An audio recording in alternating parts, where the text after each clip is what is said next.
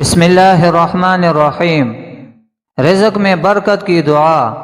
حضرت قطب الدین بختیار کاکی رحمہ اللہ نے فرمایا، جس کو معاش کی تنگی ہو وہ اس دعا کا ورد کرے، انشاءاللہ معاش کی تنگی دور ہو جائے گی اور رزق میں برکت ہوگی۔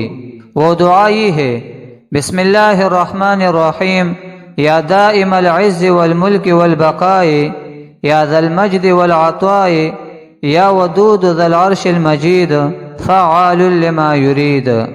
کام مرضی کے مطابق ہوگا انشاءاللہ۔ یا نافع 20 بار جو کسی کام شروع کرنے سے قبل پڑھ لے، انشاءاللہ کام اس کی مرضی کے مطابق ہوگا۔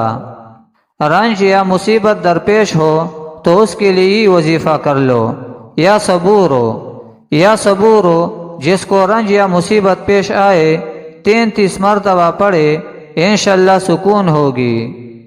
جدا عزیز ملیں گے انشاءاللہ۔